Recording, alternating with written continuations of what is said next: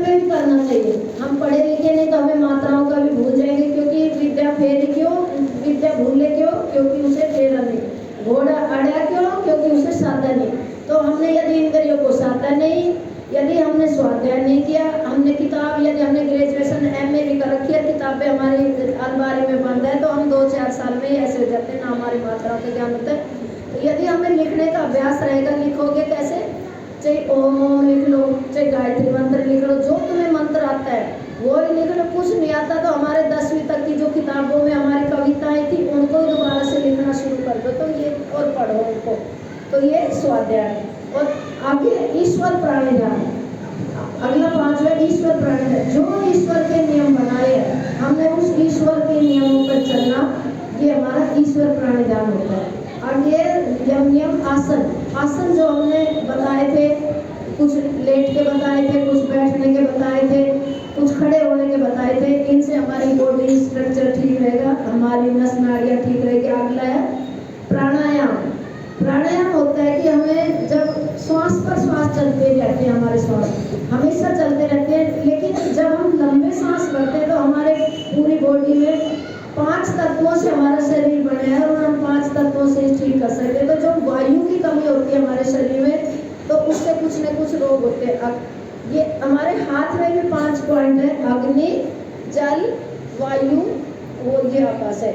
ये अग्नि, वायु, आकाश, पृथ्वी और जल, ऐसे शुरू करते हैं। सबसे पहले अग्नि, वायु, आकाश, पृथ्वी और जल, ये 5 चीजों से हमारा शरीर बना है। तो जब हम प्राणायाम से हम अपने, सबसे पहले ये वायु तत्व है, जो वायु विकार होते हैं हमारे, तो वायु के रोग जब हम प्राणायाम करते हैं, लंबे सांस भरते हैं, तो हमारे वायु दूषित हो जाती है, हमारे शरीर में गलत खान पान से दूषित हो जाती है, कब्ज होने से हो जाती है।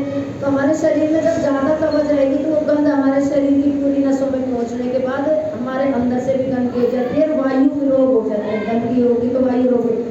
जब हम प्राणायाम करते हैं तो ऐसे दबा के करते हैं, ऐसे 3 उंगलियां सीधी, और ये वायु के रोग हैं, जो गैस, एसिडिटी और तुम्हारे जोड़ों में दर्द होता है, ये वायु के रोग होते हैं। और जब प्राणायाम करते हैं तो हम लंबे लंबे सांस भरते हैं, तो हमें क्या होता है कि शुद्ध वायु अंदर जाती है और गंदी वायु जो भरी हुई है वो निकल जाती है। हम 15-20 दिन में धीरे धीरे धीरे धीरे हमारी सुगंधी वायु अच्छी चली गई, और खराब वायु तो छूमंतर थोड़ी ना है, यही है कि हमने हवन से उससे अच्छी वायु अंदर भरी और खराब वायु हमने निकाल दी। ये हमारा हो गया प्राणायाम। अगला है ध्यान, कि हम ध्यान कैसे करें, ईश्वर क्या है। तो हम ध्यान करने का हमारा तरीके बहुत तरीके से करवाते हैं। तो एक तरीका तो मैंने कल आए थे, आप कल आए थे, लेट के किया था। हाँ, तो हमारे शरीर में 8 चक्र है, मूलाधार, स्वाधिष्ठान, मणिपुर, अनाहत, हृदय चक्र, विशुद्धि चक्र, आज्ञा चक्र और सहस्रार चक्र। सहस्रार चक्र तक हमारे 8 चक्र है हमारे शरीर पे। तो इन चक्रों में ध्यान करने से, ये चक्रों से हमारी शक्ति कहीं ना कहीं क्षीण हो जाती है और हम बीमार होने लगते हैं।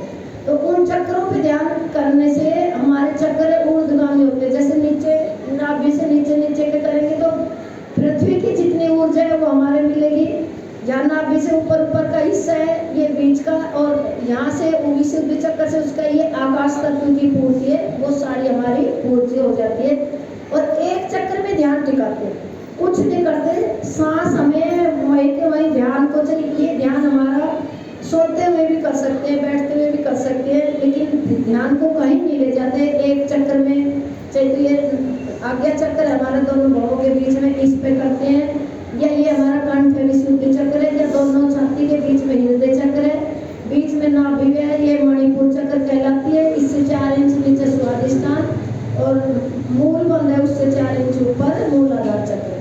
तो ऐसे हम एक एक चक्र पे ध्यान करेंगे तो हमारे चक्र अपने आप को ध्यान हो जाएंगे और हमारा ध्यान रखेंगे।